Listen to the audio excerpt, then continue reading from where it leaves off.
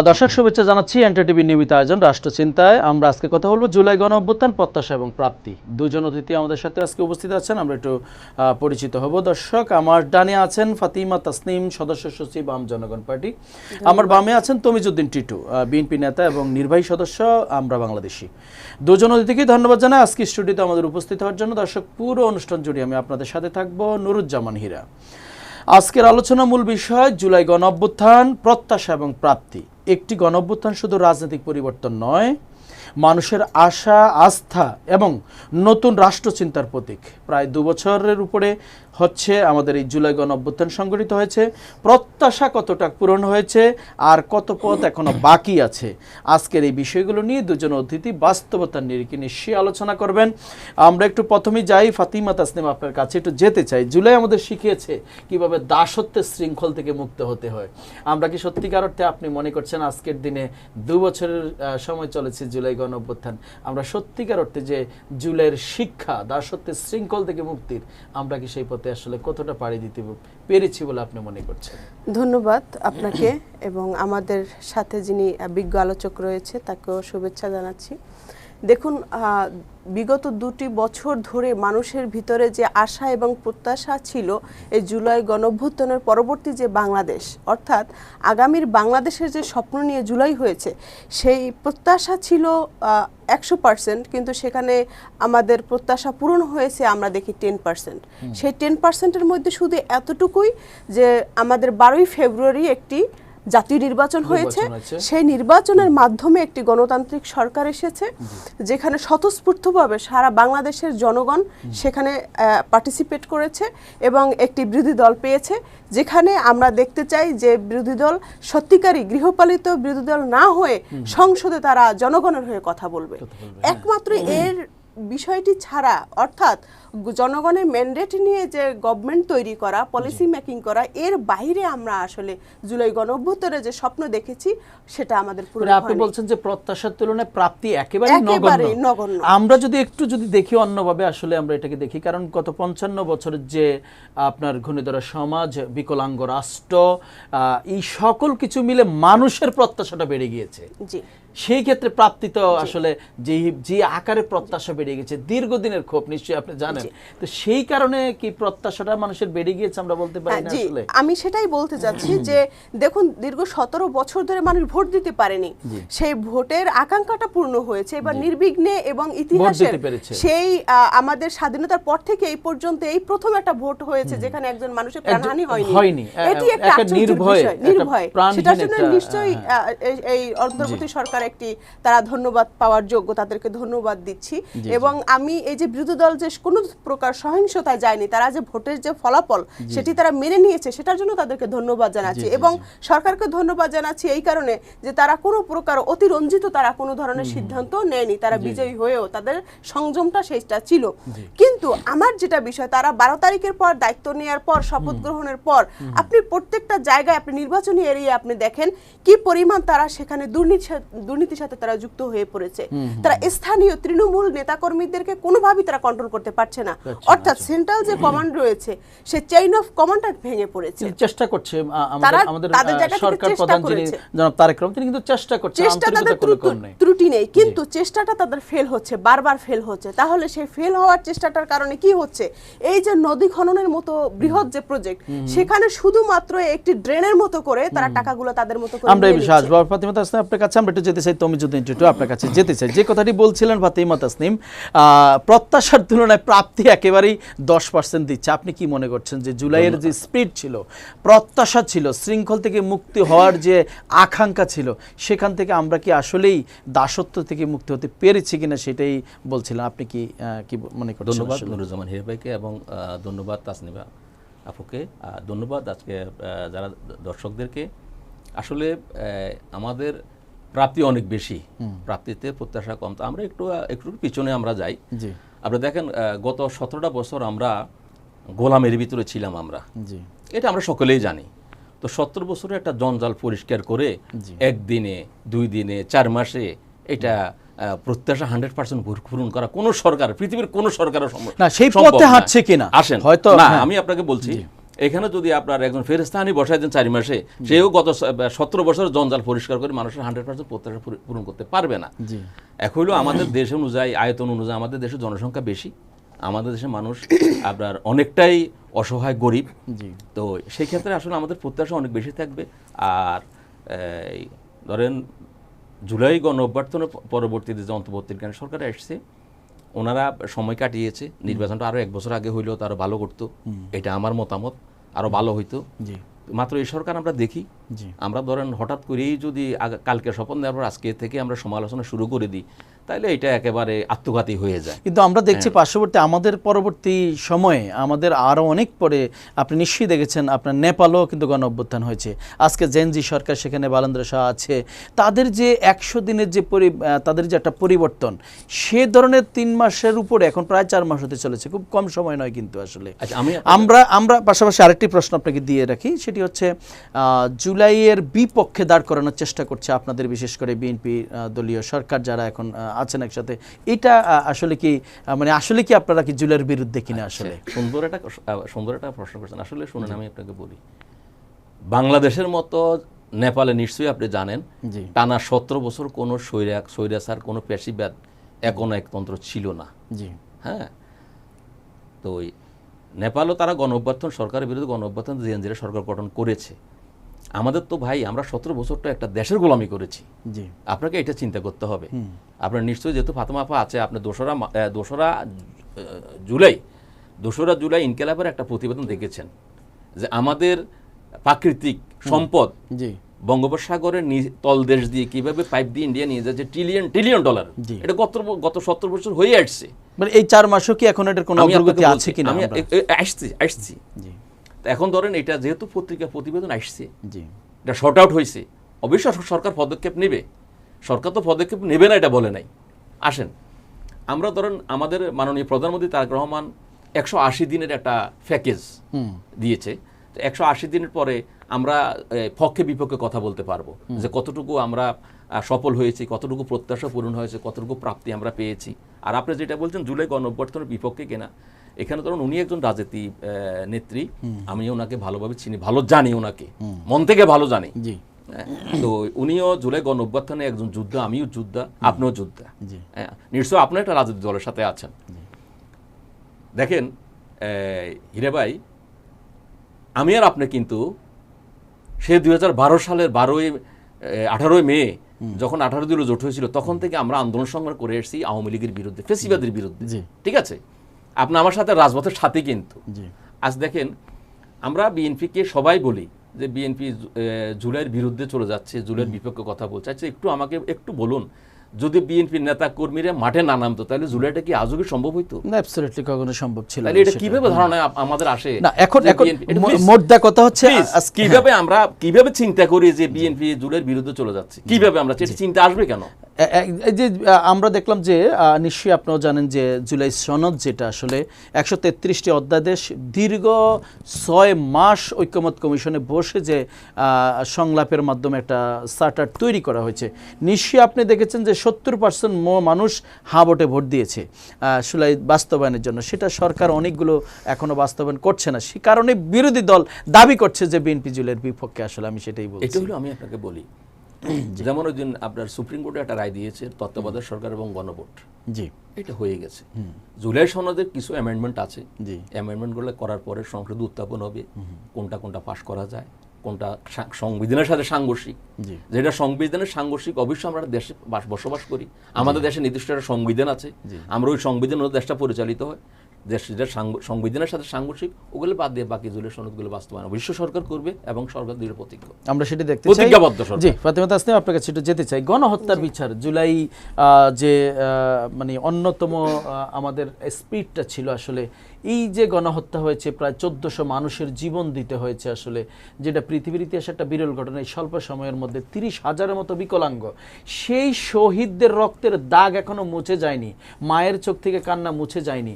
সেখানে গণহত্যার যে বা এই হত্যার বিচার প্রক্রিয়াটা অন্তর্বর্তীকালীন সরকারের সময় কিছুটা এগিয়েছিল, বাট এই 4 মাসে খুব বেশি এগোয়নি বলে অনেকেই বলছেন। আসলে আপনি কি তাই মনে করছেন কিনা, কিছুটা ধীরগতি কিনা? আসলে ধন্যবাদ। এই বিষয়টি আপনি আসলে যেটি দেখেছেন যে এই গণ অভ্যুত্থানে যারা শহীদ হয়েছে প্রত্যক্ষদর্শী রয়েছেন, সেখানে ভিডিও ফুটেজ আছে, তারপরে সেখানে সকল ধরনের যত এটা রায় দেওয়ার জন্য যা যা প্রয়োজন দালিলিক সবকিছু কিন্তু রেডি আছে। এবং তাহলে প্রত্যেকেই জীবিত আছে, যুদ্ধের সাথে ওতপ্রোতভাবে যারা জড়িত ছিল। সেটাই তো আমরা যেটি দেখেছি, ফ্যাসিস্ট সরকার সেই 71 সালের যুদ্ধের সময় সেই বিচার কিন্তু তারা ক্ষমতা এসে করে গেছে।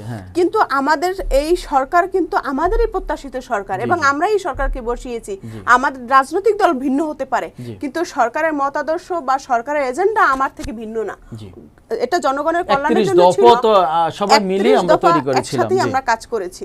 তখন বিএনপির অনেক সিনিয়র নেতাও তারা রাজপথে নামতে পারেনি, তাদের নামে একাধিক মামলা ছিল।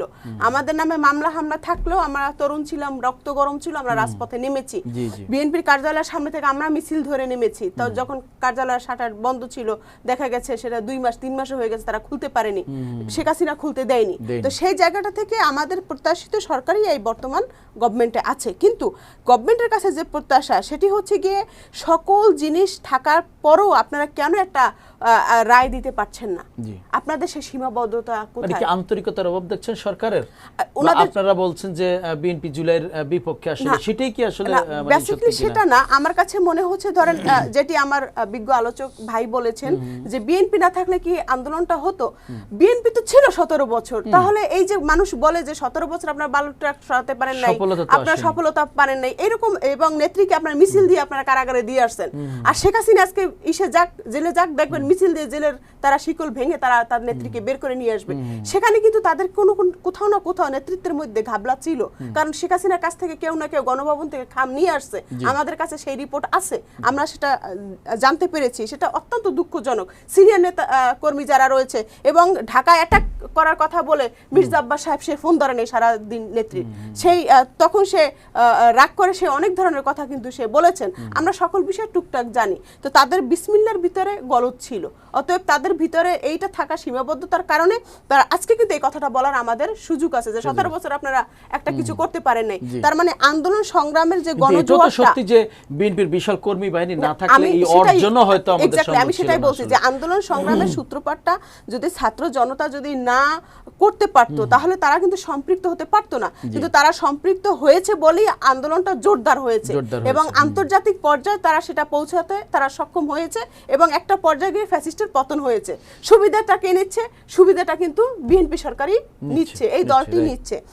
একেবারে টপ টু বটম সবাই কিন্তু এটা ফ্যাসিলিটিস পাচ্ছে। যারা নির্বাচনে হেরেছে তারা কিন্তু জেলা প্রশাসক হিসেবে বিচার প্রক্রিয়াটা ধীরগতি হচ্ছে কিনা? আমার বিচারের বিষয়টা, আমার কথা হচ্ছে গিয়ে, ভাই তোমাদের কাছে সকল ইকুইপমেন্ট রয়েছে, সকল সাক্ষী রয়েছে, দালিলিক প্রমাণ রয়েছে, তোমরা জনতার মঞ্চে একটা তোমরা ফাঁসি কার্যকর করো, একটা রায় দেখাও, যেন জনগণের মনে এই যে শহীদ মা, শহীদদের যাদের পরিবার রয়েছে তাদের আত্মায় শান্তি পাক, যে না এই সরকার আমাদের সন্তান যে জীবন দিয়েছে, যারা হত্যা করেছে তাদের বিচার হয়েছে।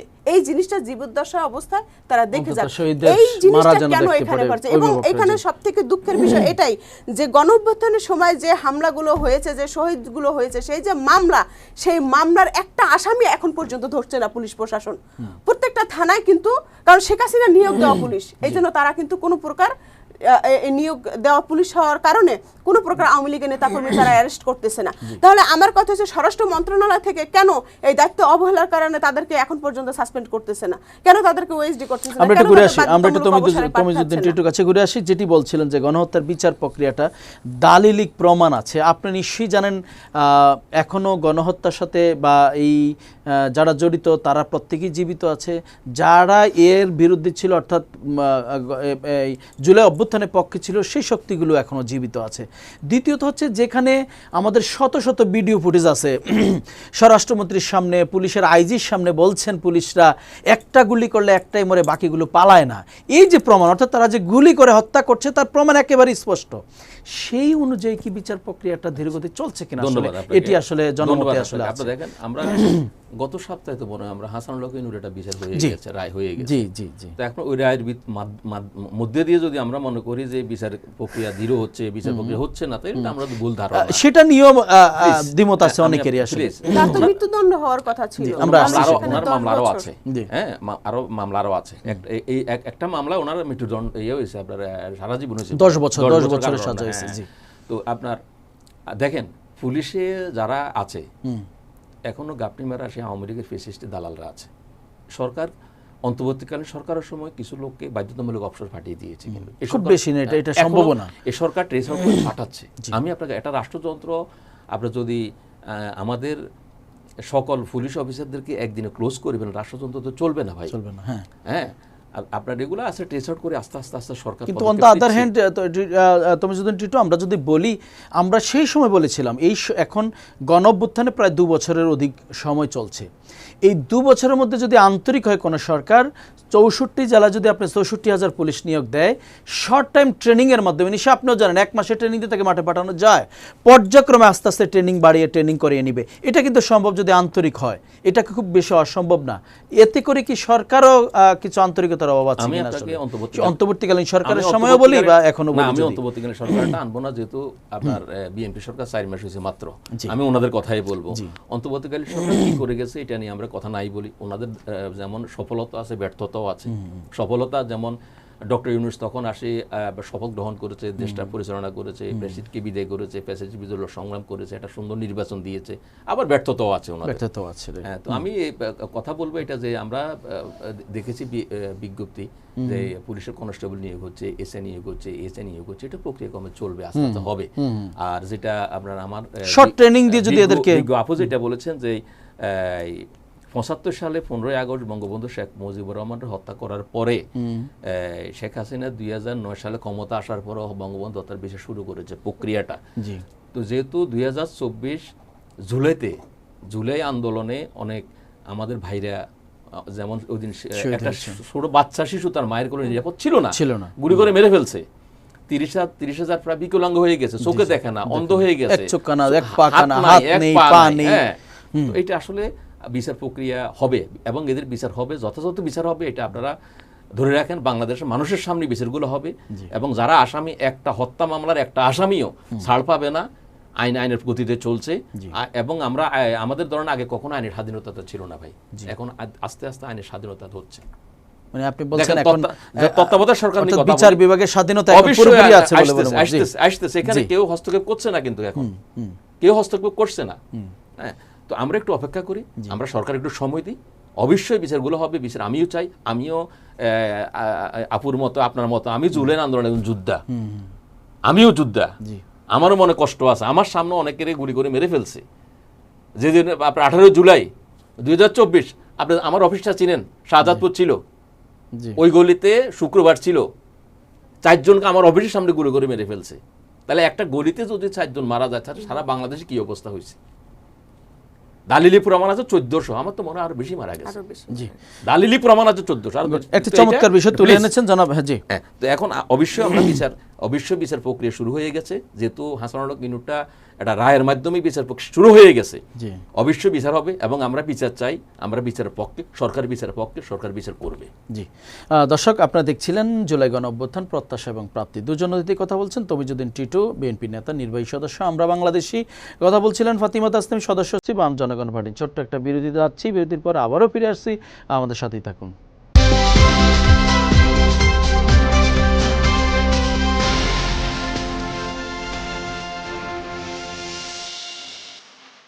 একটি গাড়ি শুধু মালামাল বহন করে না, এটি বহন করে আপনার ব্যবসার সম্ভাবনা। ওয়ানজে শাংশি নিয়ে এসেছে আধুনিক ইলেকট্রিক পিকআপ, কার্গো ভেহিকল এবং ডাম্প ট্রাক, শক্তিশালী এবং ব্যবসার জন্য প্রস্তুত। এস ইলেকট্রিক্যাল একটি গাড়ি শুধু মালামাল বহন করে না, এটি বহন করে আপনার ব্যবসার সম্ভাবনা। ওয়ানজে শাংশি নিয়ে এসেছে আধুনিক ইলেকট্রিক পিকআপ, কার্গো ভেহিকল এবং ডাম্প ট্রাক, শক্তিশালী এবং ব্যবসার জন্য প্রস্তুত। এস ইলেকট্রিক্যাল অটোমোবাইলস লিমিটেড একটি গাড়ি শুধু মালামাল বহন করে না, এটি বহন করে আপনার ব্যবসার সম্ভাবনা। ওয়ানজে শাংশি নিয়ে এসেছে আধুনিক ইলেকট্রিক পিকআপ, কার্গো ভেহিকল এবং ডাম্প ট্রাক, শক্তিশালী এবং ব্যবসার জন্য প্রস্তুত। S electrical automobiles limited.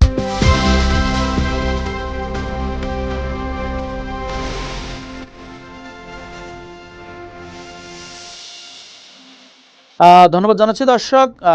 আমরা ছোট্ট বিজ্ঞাপন বিরতির পর আবারও ফিরে আসলাম। কথা বলছিলাম জুলাই গণ অভ্যুত্থান, প্রত্যাশা এবং প্রাপ্তির মিল অমিল নিয়ে। আসলে আমাদের সাথে দুজন অতিথি আছেন, তমিজউদ্দিন টিটু, বিএনপি নেতা, নির্বাহী সদস্য, আমরা বাংলাদেশি। আমাদের সাথে আছেন ফাতিমা তাসনিম, সদস্য সচিব, আম জনগণ পার্টি। আমরা একটু যেতে চাই ফাতিমা তাসনিম আপনার কাছে, যে কথাটি তমিজউদ্দিন টিটু উঠিয়ে আনলেন, সংখ্যা বিতর্ক। আমি আগেও বলছিলাম আমরা মাত্র 2 বছর হয় গণ অভ্যুত্থান, প্রত্যেকটা পক্ষের শক্তিও জড়িত এখনো বেঁচে আছে, বিপক্ষের শক্তিও এখনো বেঁচে আছে। এখনই এই সংখ্যা বিতর্ক কিন্তু এখনই চলছে। আমাদের 1400-র মতো শহীদ হয়েছে, লাশ পড়েছে, আপনার জাতিসংঘ বলছেন, অনেকগুলো মানবাধিকার সংগঠনও বলছেন। পাশাপাশি সরকারের এই মুহূর্তে আপনার মুক্তিযোদ্ধা মন্ত্রণালয়ের ওয়েবসাইটে 844 জনের সংখ্যা এখনো দেখাচ্ছে। এই যে বিতর্কটা কেন, সেই 1971 সালে যেন মুক্তিযুদ্ধ নিয়ে আমরা আজও সেই বিতর্কে বয়ে বেড়াচ্ছি, সেই সঠিক ইতিহাস নেই, আমরা জানছি না আসলে। বাট এইটা নিয়েও কি একই ভাগ্যবরণ করবে কিনা আপনি কি মনে করছেন? এই বিতর্কটার সমাধান হওয়া উচিত কিনা আসলে আশঙ্কা করছি, এবং এটা অবশ্যই একটি সমাধান করা উচিত। দেখেন, এখন পর্যন্ত স্বাধীনতার 50 বছর পার হওয়ার পরও আমাদের কাছে আফসোস হয়, দুঃখ হয় যে আমরা যারা নতুন প্রজন্মের আছি, আমরা আজ পর্যন্ত মুক্তিযুদ্ধের সঠিক কোনো ইতিহাস আমরা এখন পর্যন্ত জানি না। এমন কোন একটি বই নেই যেটি পড়লে আমরা জানতে পারবো যখন যে সরকার আসে সে তার মতো করে ইতিহাস তৈরি করে। দুর্ভাগ্য এই তো প্রজন্মের। এবং লেখকরা এত তেলবাজ হয়ে গেছে যে প্রত্যেকটা সরকারকে তারা প্রায়োরিটি দিয়ে তারা সেভাবে করে একটা বই তারা প্রকাশ করে, কিন্তু নিরপেক্ষ একটা বই আজ অব্দি আমরা পেলাম না। ঠিক তেমনি আমার বিজ্ঞ আলোচক যে সংখ্যাটি নিয়ে আশঙ্কা করেছে, আমিও তার সাথে একমত। কিরকম একমত? সে তো 1400 নিচে বলে নাই, সে তো বলে নাই যে 200 মারা গেছে 1400 লিখছে, সে বলছে 1400 থেকে আরো বেশি হতে পারে। তার মানে যারা এটি করেছে তার গলির মধ্যে যদি 4 জন মারা যায়, তাহলে রাজপথে 4000 মারা গেছে। তাহলে বুঝতে হবে যে সংখ্যাটি, এবং আপনিও জানেন, আপনিও একজন জুলাই যোদ্ধা, আপনি জানেন যে এই গণভবনে স্কুল ব্যাগ পরা কিছু ছাত্রের লাশ পাওয়া গেছে, এবং তারা শাপলা চত্বরে যে ঘটনাটা করেছিল, তারা কিন্তু মেশিনে কেটে তারা কিন্তু নানাভাবে কিন্তু সেই লাশ গুম করে ফেলছে। তাহলে জুলাইতে যে সেটা হয়নি, এটা কোনো গ্যারান্টি কিন্তু নেই। অতএব আমার কাছে মনে হয় আরো এটা আমাদের আসলে প্রত্যাশা যে এটা সঠিকভাবে আবার একটি তদন্ত করা হোক, এবং সেই তদন্তের মাধ্যমে সঠিক সংখ্যা প্রকাশ করা হোক। এবং সেই সাথে আমি চাচ্ছি যেভাবে করে এই বিগত দিনে মামলা হামলার যেভাবে করে আমাদের নির্যাতন করা হয়েছে, প্রত্যেকটা অফিসারকে তার সেটার জন্য কৈফিয়ত এবং সেটার জন্য তাদেরকে শাস্তির আওতায় অবশ্যই আনতে হবে। তা না হলে তারা কিন্তু আবার তারা সেই প্রশ্রয়টা পাবে, এবং শেখ হাসিনার নিয়োগকৃত অফিসারগুলো এখন ঘাপটি মেরে চুপ করে বসে আছে। যখনই আবার তারা সময় পাবে তখন তাদের সেই আসল রূপ দেখাবে। এবং আপনি দেখেন, যেখানেই সমন্বয়কদের একা পায় এবং জুলাই যোদ্ধাদের একা পায়, তখন কিন্তু তারা নেগেটিভ অঙ্গভঙ্গি করে এবং তাদেরকে জুলাই নিয়ে অশ্রাব্য ভাষায় গালিগালাজ করে, তাদের উপর অত্যাধিক টর্চার করে। আপনি প্রত্যেকটা জায়গায় আপনি সেই ধরনের চিত্র দেখছেন। এবং আমার প্রত্যাশা কেন আমার 10%, সেই প্রশ্নটা আমি আপনাকে আপনি করেননি, কিন্তু আমি স্বেচ্ছায় বলতে চাচ্ছি। আজকে 12 তারিখের পর আজকে 6 মাস হয়ে গেছে। সেই 6 মাসের মধ্যে কতজন মানুষ গুম হয়েছে, কতজন মানুষের হত্যা হয়েছে, কতজন নারী ও শিশু এবং এমনকি ছোট ছেলে বাচ্চারা বলাৎকার হয়েছে, ধর্ষণের শিকার হয়েছে। এদেরকে কেন কন্ট্রোল করা যাচ্ছে না? তার মানে সব সংস্কার আপনি বাদ দেন, আপনি আইন শৃঙ্খলা রক্ষাকারী বাহিনীদের সেখানে আপনি সংস্কার নিয়ে আসেন, আপনি নারী শিশুদের আপনি সুরক্ষা দেন। তা না হলে আগামীতে কোনো কন্যা সন্তান মানুষের জন্ম দিতে পৃথিবীতে ভয় পাবে, বিশেষ করে বাংলাদেশের প্রেক্ষাপটে। আপনি দেখেন যে ছোট ছোট রামিসা হত্যা থেকে শুরু করে ছোট ছোট রামিসার মতো যে বাচ্চাদের উপরে কি পরিমাণ আপনি হত্যাকাণ্ড দেখছেন, সেভাবে করে রামিসা পর্যন্ত, সাগরণীর হত্যাকাণ্ড থেকে সে আসাদুজ্জামান তুহিন এখন পর্যন্ত বিচারের কুল কিনারা হয়নি। পাওয়া যাচ্ছে না। আমার কাছে মনে হচ্ছে, ভাই আমি একটু শেষ করি, সেটা হচ্ছে আমার কাছে মনে হয় আমার এই মুহূর্তে আমার এখন নিরাপত্তা প্রয়োজন। অতএব আমি চাই, আমি স্বরাষ্ট্রমন্ত্রীর কাছে আমি সবিনয় আমি অনুরোধ জানাচ্ছি, আপনি দয়া করে সকল বিষয় বাদ দিয়ে আপনি আপনার আইন শৃঙ্খলা রক্ষাকারী বাহিনীকে আপনি উজ্জীবিত করুন, তারা যেন দায়িত্ব পালনে তারা যেন সক্রিয় ভূমিকা রাখে, এবং যারা এই ধরনের ধর্ষণের সাথে এবং ছিনতাইকারীদের সাথে যুক্ত রয়েছে তাদেরকে চিহ্নিত করে আপনি জনগণতার মঞ্চে আপনি জুলাই যোদ্ধাদের ফাঁসি এই যে যারা কার্যক্রম করেছে তাদের বিচারের সাথে সাথে এটির সাথে আপনি এটা যুক্ত হন। আমরা আপনার কাছে আবার আসবো ফাতিমা তাসনিম। আমরা একটু যেতে চাই তমিজউদ্দিন টিটু, আপনার কাছে যেতে চাই। আমাদের এমনও শহীদ পরিবারের সাথে আমরা কথা বলেছি। শহীদ পরিবার বলছে আমার সন্তানের জন্য আমি আমার ডিএনএ টেস্ট পর্যন্ত দিয়ে এসেছি, বাট আজও আমার সন্তানের তথ্য মেলেনি। আসলে এই যে হাহাকার, এখন পর্যন্ত কি মারা গেছে না আছে, কোথায় আছে তার লাশটুকু, সেই মানে তথ্যটুকু এখন পর্যন্ত পাইনি। সেখানে তিনি ডিএনএ টেস্টও দিয়ে এসেছেন। সেই পরিস্থিতিতে সরকার জুলাইয়ের পক্ষে, সরকার আপনি বলছেন বা বিএনপি সরকার জুলাইয়ের পক্ষে নিঃসন্দেহে, কিন্তু এই পর্যন্ত সংখ্যা বিতর্কটি পর্যন্ত সমাধান হয়নি। এটি নিয়ে আসলে কি আপনার কি বক্তব্য? আপনাকে ধন্যবাদ। একটা দেশে ক্ষমতাসীন দল থাকে, বিরোধী দল থাকে। সরকারের ছোট ছোট যে লিকেজগুলা এগুলো বিরোধী দল সংসদ দাঁড়ায় বলে। জি, এখন আসেন, আমাদের বিরোধী দল কখনো আপনি দেখেন, আজকে 4 মাস হয়ে গেছে, আপনার বিরোধী দল কখনো কোনোদিন সংসদে দাঁড়ায় শহীদদের সংখ্যা নিয়ে কথা বলেছে? জুলাই নিয়ে তো কথা বলছে, প্লিজ জুলাই নিয়ে তো বলছে, একটু আমি সেটা, কথা বলি ভাই। জুলাই তো আমি বললাম, আমরা 3 জনের জুলের যোদ্ধা, জি। 3 জনে আমরা 3 জন যেখানে বসা আছি, এটা মিথ্যা নত, এটা তো সত্য। জি, আমাদের এই বিরোধী দল কখনো কি এই যে শহীদদেরকে নিয়ে কথা বলছে? মানে বিরোধী দল না বললে কি আমি বলছি, করবে না? আমি বলছি আপনাকে, বলছি প্লিজ, আসতেছি। আপনারা দেখেন, এটা অবশ্যই ফাতেমা তাসনিম বাবু, আপনি অবশ্যই জানেন, যেহেতু উনি মোটামুটি বিচক্ষণ একজন রাজনীতিবিদ। জুলাই গণঅভ্যুত্থানের পরে এই যে সংখ্যা যেটা আসছে, 844 ওয়েবসাইটে এখন আছে। বিএনপি মহাসচিব, পরিচ্ছন্ন রাজনীতির পুরুষ মির্জা ফখরুল ইসলাম আলমগীর কিন্তু বিএনপি থেকে কয়জন মারা গেছে এটা তালিকা প্রকাশ করছে। এটা নিশ্চয়ই আপনার জানান, সাংবাদিক জানার কথা আমার থেকে বেশি। আসলে প্রত্যেকে যদি, যেমন জামাত ইসলাম, অন্যান্য দল, আমার দল, আপনার দল, ফাতেমা তাসনিম বাবুর দল, আমরা যদি সবাই সংখ্যাটা প্রকাশ করে সরকারের কাছে জমা দিই যে আমাদের এই পঙ্গু হয়েছে, এই মারা গেছে, এদের টেস্ট আউট করার দরকার। মানে খুব কঠিন কাজ না কিন্তু টিটু, আপনি যদি বলেন ডিসিদেরকে যদি তার ডিস্ট্রিক্টে তার একটা আমাকে কমিটি করে দিয়ে দেওয়া হয়, এটা কিন্তু খুব সহজ। কথা বলার সুযোগ দেন ভাই। আমরা ধরেন 5 আগস্ট সরকার চলে গেছে, 8 আগস্ট অন্তর্বর্তী সরকারের শপথ গ্রহণ অনুষ্ঠান। জি, শপথ গ্রহণ করলো 17 ফেব্রুয়ারি, 8 ফেব্রুয়ারি আমি ছিলাম সেখানে। না, 12 ফেব্রুয়ারি নির্বাচন না, হয়েছে। আমি অন্তর্বর্তীকালীন সরকারের আচ্ছা, কথা বলছি। জি জি জি জি। আপনারা দেখেন, এই আমি ফাতেমা তাসনিম বাবুকেও একবারে খুব ধন্যবাদ জানাই ওনাকে, অনেকগুলো কথা বলছে উনি।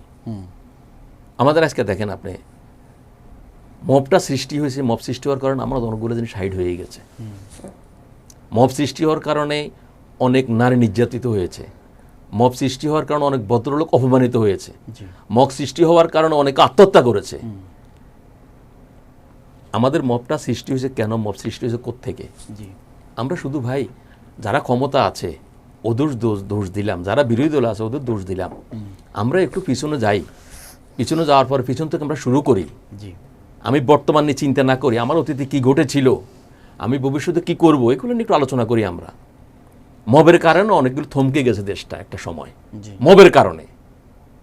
আর আসেন, এখন ধরেন যে অবস্থা, আপনার থানাতে যান একজন জিডি করার জন্য, ডিউটি অফিসার বললে যে আপু বিকেলে আসেন।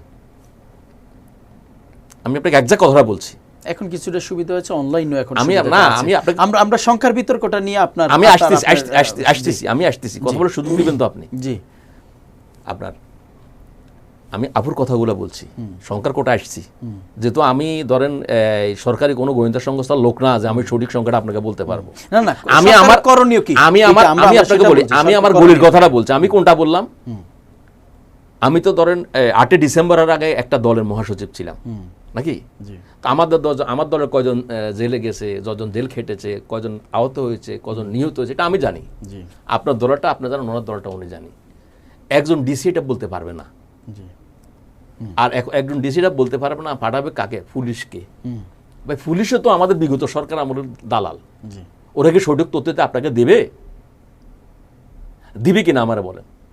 আমরা সরকার বাহাদুর কাছে আমরা অনুরোধ করতে পারি, করণীয় কি আমরা অনুরোধ করতে পারি, জুলাই আন্দোলনে যতটি সামাজিক সংগঠন, যতটি রাজনৈতিক সংগঠন এই বিপ্লবের সাথে, এই যুদ্ধের সাথে জড়িত হলো, সকলের সাথে বসে আমি আমার প্রস্তাব সকলের সাথে বসে সকলের সঠিক তালিকাটা নেওয়া উচিত।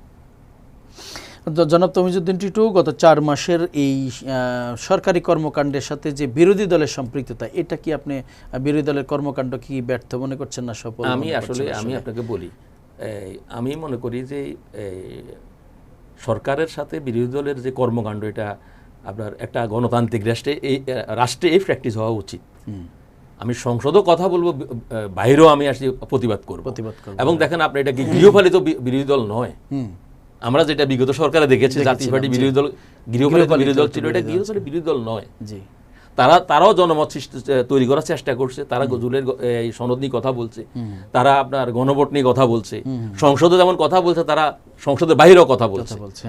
তার মানে বিরোধী দল হিসেবে তাদের দায়িত্ব অবশ্যই তারা, আমি মনে করি বিরোধী দল তারা 100% দায়িত্ব পালন করছে, জনগণের পক্ষে কথা বলছে, আবার সরকারও জনগণের চাহিদা পূরণ করার চেষ্টা করছে। জি, আমরা আসবো আপনার কাছে, আবার আসবো। ফাতিমা তাসনিম, জুলাইয়ের এখনো রক্ত মুছিনি, যেটা বললাম যে স্বজন হারা, তাদের পরিবারের সদস্য হারাদের এখনো কান্নার রোল বা তারা এখনো ভুলেনি। এরই মধ্যে এই জুলাই মাসে এসে নিশ্চয়ই আপনি দেখেছেন জুলাইকে অবমাননা করছে, স্মৃতিস্তম্ভ বানিয়ে সেখানে জুতা নিক্ষেপ করছে, সরকার কোনো পদক্ষেপ নিচ্ছে না। তাহলে কি সরকার পরিকল্পিতভাবে জুলাইটাকে বিতর্ক করার চেষ্টা করছে নাকি? আসলে দেখেন, এটা ভারাক্রান্ত হৃদয়ে বলতে হচ্ছে যে জুলাইটা শুধু আমাদের সরকার পরিবর্তন হবে সেই আকাঙ্ক্ষা নিয়ে কিন্তু হয়নি, কিন্তু তারা এটাকেই কিন্তু মূল বিষয় প্রতিপাদ্য হিসেবে ধরে নিয়েছে। তার মানে তারা পিছনে কি হয়েছে, জুলাইতে কি হয়েছে, তাদের কাছে এটা কিছু যায় আসে না। তারা হচ্ছে গিয়ে ক্ষমতায় বসছে, তাদের এটাই কামনা বাসনা ছিল। বিষয়টা এমন ভাবেই কিন্তু দেখছি, কিন্তু বাস্তবতা কিন্তু এরকম না। পরিবর্তনের জন্য 1400 মানুষের লাশ, এটা হতে পারে না। এখন আমার হয়। কথা হচ্ছে গিয়ে গভর্নমেন্টের পক্ষ থেকে আমার কাছে মনে হয় তাদের ফার্স্ট প্রায়োরিটি এটাই ছিল যে জুলাইতে যা যা হয়েছে সকল বিষয় শক্ত হাতে দমন করা, এবং যে বা যারা এই যে চৈতালি রায় নামে কিছু নেমোখারাম রয়েছে, যারা থাকে বাংলাদেশে, খায় বাংলাদেশে, নাগরিক এখানকার, গুণ গায় হচ্ছে গিয়ে অন্য দেশে, তো সেই জায়গা থেকে তাদের মতো ব্যক্তিরা যখন জুতা দিয়ে তারা নানাভাবে জুলাইকে অবমাননা করে, জুলাইদের বুকে জুলাই মাসে সরকার কোনো পদক্ষেপ কিন্তু এখনো নেয়নি, এখন পর্যন্ত নেয়নি। তারা আমাদেরই পরিচিত মানুষ, যারা এই জুতা নিক্ষেপ স্তম্ভ বানিয়ে, মমিন মেহেদি আছে একজন, যিনি তার স্ত্রী সহ জুলাই স্মৃতিস্তম্ভ লিখে সেখানে জুতা নিক্ষেপ করেছে। এর চেয়ে অবমাননাকর বিতর্ক মানে আর কি হতে পারে? এটা দুঃখের সাথে বলতে হচ্ছে যে আপনারা কোন কর্মসূচি বা এর বিরুদ্ধে কোন, আমরা একাধিকবার আমরা বলেছি, আমি আমার জায়গা থেকে আমি প্রতিবাদ জানিয়েছি, আমার দলের পক্ষ থেকে প্রতিবাদ জানিয়েছি। দেখেন, আমি বিরোধী দলেও নেই, আমি ক্ষমতায়ও নেই, আমি একজন জুলাই যোদ্ধা, আমি একটা পার্টির মহাসচিব হিসেবে দায়িত্ব পালন করেছি। আমার নেতাকর্ম নিয়ে, আমার কর্মী যারা আছে, আমার যতটুকু সামর্থ্য আছে ততটুকু নিয়ে আমি প্রতিবাদ জানিয়েছি। এবং আজকেও আপনারা এন্টার টিভির এই স্টুডিও থেকে জনগণের উদ্দেশ্যে আমি দুটি কথা বলতে চাচ্ছি। সেটি হচ্ছে যে এই সরকারকে আমরা বলতে চাই যে আপনি উন্নয়ন বাদ দেন, আপনি সংস্কার বাদ দেন, আপনি শুধু জুলাইটার এই যে আকাঙ্ক্ষা, কেন জুলাই হয়েছে, সেই জুলাই যোদ্ধারা যারা রয়েছেন তাদের সুরক্ষার ব্যবস্থা করুন। যারা জুলাইটার অপকর্ম করেছে তাদেরকে আপনি আইনের আওতায় আনেন, এবং যারা এই জুলাইকে অপমাননা করে কথা বলছে তাদেরকে দৃষ্টান্তমূলক শাস্তির ব্যবস্থা করুন। অর্থাৎ সর্বোপরি এই রাষ্ট্রটা এই মুহূর্তে আইন শৃঙ্খলা বাহিনীরা একেবারে জঘন্যভাবে তারা ভঙ্গুর অবস্থায় রয়েছে, তাদেরকে আপনি উজ্জীবিত করুন। প্রয়োজন বোধে তাদেরকে, তারা যদি দায়িত্ব পালন করতে অক্ষম হয়ে থাকে, তাদেরকে আপনারা সরিয়ে দিয়ে, হাজার হাজার লক্ষ লক্ষ বেকার যুবক রয়েছে, তাদেরকে 3 মাসের ট্রেনিংয়ে আপনি তাদেরকে আবার সেখানে জরুরি ভিত্তিতে নিয়োগ দিন। যারা বেকার রয়েছে তারা কর্মসংস্থান পেল, এবং তারা জুলাইকে যারা অবমাননা করে তাদেরকে শক্ত হাতে দমন করবে। কারণ জুলাইতে যারা অবমাননা করে তারা আওয়ামী লীগ, যারা নিয়োগে বসে আছে, চেয়ারে বসে আছে, তারা আওয়ামী লীগ। তার মানে বাবার ছেলে কখনো এটা বিচার হয় না, ছেলের প্রতিবেদন কখনো বাবা খারাপ দিতে পারে না। অতএব সেই জায়গা থেকে আমরা কিন্তু কোনো প্রকার প্রতিকার পাচ্ছি না। একেবারে আমি এটা নিয়ে আমার সবসময় প্যানিক থাকি, আমি রাত্রে ঘুমাতে পারি না, এবং সবসময় আমার এটা ভিতরে কষ্ট হয় যে স্বরাষ্ট্র মন্ত্রীকে আমি একটা কথা বলতে, আপনি সালাউদ্দিন ভাই, আপনি নিজে একজন ভুক্তভোগী মানুষ, আপনি নিজেও গুম হয়েছেন, আপনি নিজেও একটা স্বৈর শাসক দ্বারা নির্যাতিত হয়েছেন, এখন আপনি স্বরাষ্ট্র মন্ত্রণালয় বসে আপনি করছেনটা কি, আপনি চাচ্ছেনটা কি? আপনি তো এই সরকারকে বিতর্ক করে ফেলছেন। এই বর্তমান যে আমাদের পিএম রয়েছেন, তার চিন্তা, তার চেতনা, তার মননে সকল কিছুতে বাংলাদেশের মানুষের এবং বাংলাদেশের জনগণের তারা ভাগ্যের পরিবর্তনের জন্য তারা নিরলস কাজ করে যাচ্ছে। সব কিছু নষ্ট হয়ে যাচ্ছে। যেমনি এক কলস দুধের মধ্যে এক ফোঁটা চোনা, সমস্ত দুধ যেমন নষ্ট হয়ে যায়, আমরা একটু দেখে সমস্ত আসি। পরিকল্পনায় আমরা কিন্তু একটু স্বরাষ্ট্র মন্ত্রণালয়ের অবহেলার কারণে সারা বাংলাদেশে ভেস্তে যে যাচ্ছে। পরিমাণ সব আয়োজন সবকিছু ভেস্তে আচ্ছা, যাচ্ছে। আচ্ছা। আমরা একটু ঘুরে আসি তমিজুদ্দিন টুডু আপনার কাছে। এই সরকারের মন্ত্রী পরিষদের প্রথম বৈঠকে 3টা এজেন্ডা অগ্রাধিকার ভিত্তিতে ছিল। নাম্বার 1 হচ্ছে আইন শৃঙ্খলা পরিস্থিতির উন্নয়ন, নিরবিচ্ছিন্ন বিদ্যুৎ, দ্রব্যমূল্যের ঊর্ধ্বগতি ঠেকানো। এই 3টি বিষয় ছিল একেবারে প্রাথমিক পর্যায়ে। তার মধ্যে অন্যতম হচ্ছে আইন শৃঙ্খলা পরিস্থিতি। পুলিশ সদর দপ্তর তথ্য বলছে প্রতিদিন 10টির মতো গড়ে খুন হচ্ছে, আপনারাও দেখছেন, ছিনতাই হচ্ছে, চুরি হচ্ছে, এই ঘটনাগুলো অহরহ ঘটছে। আসলে এই আইন শৃঙ্খলা পরিস্থিতি আসলে আপনি সন্তুষ্ট কিনা? আসলে ধন্যবাদ আপনাকে। পুলিশ আসলে অন্যায়কারীকে গ্রেপ্তার করছে জি এবং করতেছে। জি এটা আপনারাও যেভাবে জানেন, আমিও জানি, আমাদের নেত্রীও জানে। আমি ওই যে একটা কথায় আমরা বারবার আসি, 17 বছরের নিয়োগকৃত অপদার্থ পা চাটা দলীয় যে পুলিশেরা বসে আছে, জি এরা কিছু জিমাবেই, কারণ ওদের আপার জন্য। কিন্তু জনাব তমিজুদ্দিন টুডু, দিন শেষে মানুষ সফলতা দেখতে চায়, বলছি মানুষ জনপ্রিয় দেখতে চায় না। বলছি, সাধারণ মানুষ এত বলছি, কিছু বুঝে না। আমি আপনাকে বলছি, ওই যে ওনার মতো তিনি চায় যে রাতে যখন ঘুমাবো নির্দ্বিধায় ঘুমাবো, রাস্তায় যখন চলবো আমি আমার ভাই, আমি নিরাপত্তা আপনাকে পাবো। বলছি, আমি এই আমি 1 জুলাই না 2রা জুলাই একটা আপনার ফেসবুকে স্ট্যাটাস দিয়েছি আমি, যে জুলাইয়ের বিরুদ্ধে যদি কেউ কথাবার্তাকে আইনের একটা আনা হোক। সেখানে অনেকগুলো সংখ্যক আপনার পড়ছে, এটার কমেন্ট। তার মধ্যে ধরেন 98% কমেন্ট আমাকে হুমকি দিচ্ছে। আমরা তো বুঝছি এই সময় দাঁড়িয়ে আসেন, এটা হইলো এরা দেশের বাইরে, যারা কমেন্টগুলো করছে তারা দেশের বাইরে, দেশের ভিতরে না। আসেন, এখন আসলে এই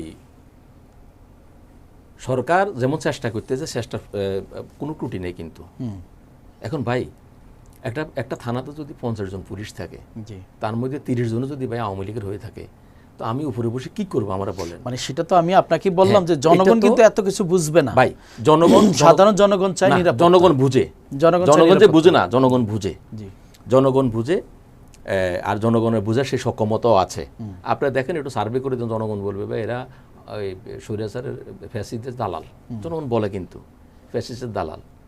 আপনার ডিসি ফোন করে ওসিকে, ওসি আপনার এসআইকে ফাটায়, এসে ঘুরে ঘুরে চলে আসে, আসামি পাই নেই। এমন ঘটনা তো ঘটতেছে ভাই, ঘটতেছে তো, না ঘটে না, ঘটতেছে। আপনি বললেন যে এটা আসলে আমি আপনাকে, আমাদের যেহেতু 180 দিন, আমাদের মাননীয় প্রধানমন্ত্রী তারেক রহমান, উনি যেহেতু 180 দিন এটার প্যাকেজ, তো আমরা 180 দিন দেখি। আমরা এই বিষয়ে একটু পরে প্রয়োজন আমরা আপুসহ আরেকদিন আপনার এখানে বসবো, 6 মাস যাক, 180 দিন যাক, আমরা সেটাই বলছি, আমরা আবার কথা বলবো। আপনি বলছেন যে আপনার ফেসবুকে একটা স্ট্যাটাসকে কেন্দ্র করে সেখানে যে কমেন্টসগুলো এসেছে, আপনি মনে করছেন যে এরা ম্যাক্সিমামই দেশের বাইরে থাকে।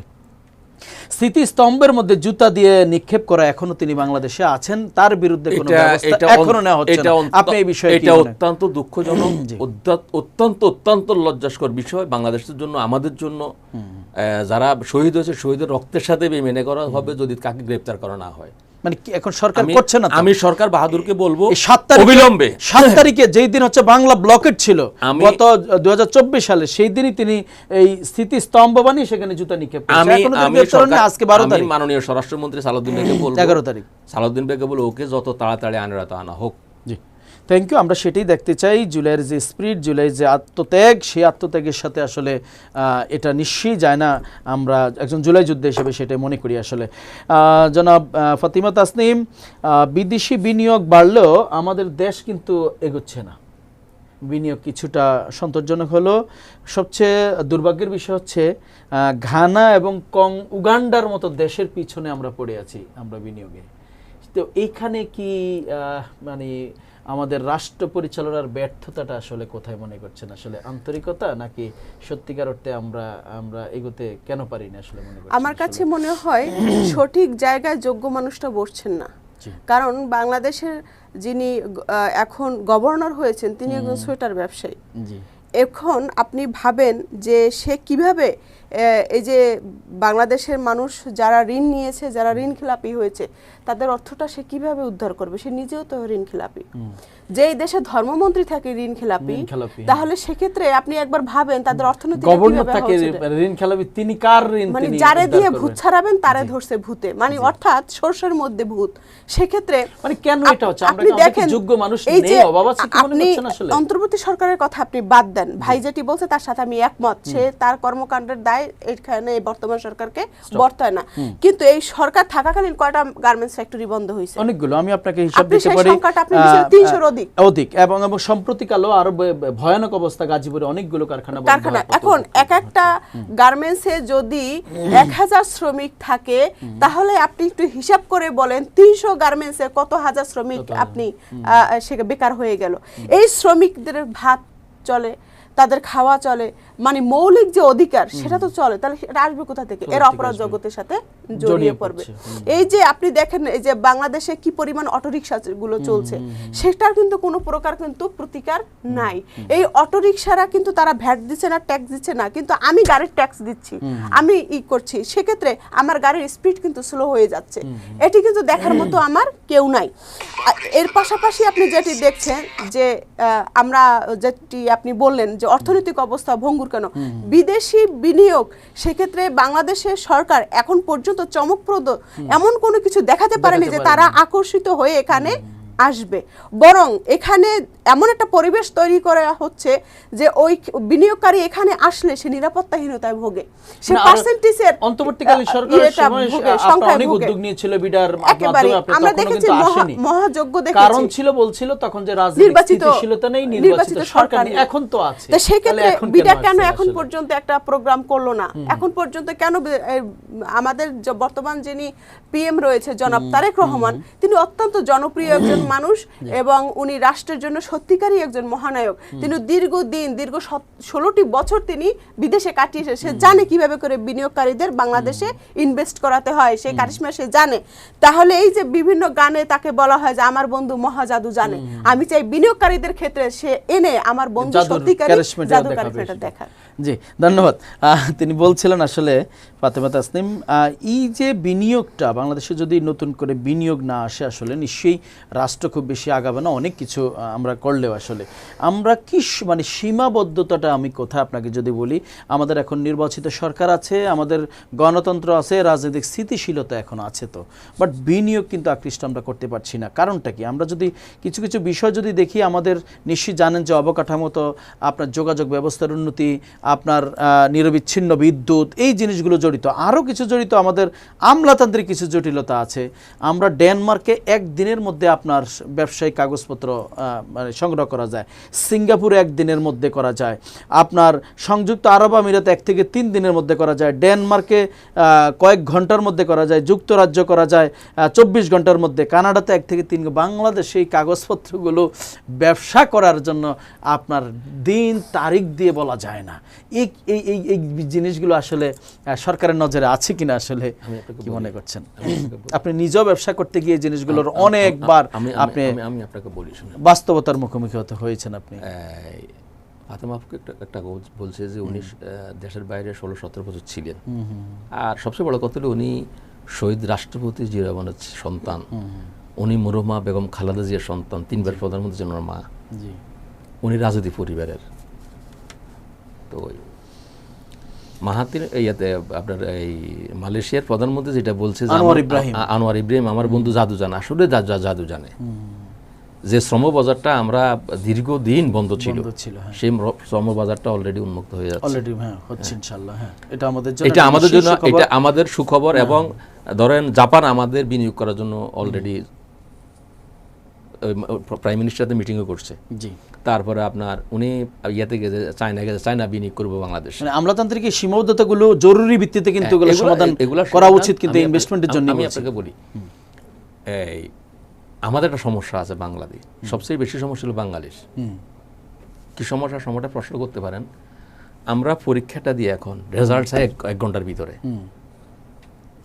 এক্সামিনের খাতা দেখার দরকার না, রেজাল্টার দরকার। সেটা যদি আসেন, এখন আমলাতান্ত্রিক বিগত দিনের যে আমলাতান্ত্রিক জটিলতাগুলো ছিল, এই আমলাতান্ত্রিক জটিলতা কাটাই উঠতে একটু সময় লাগবে।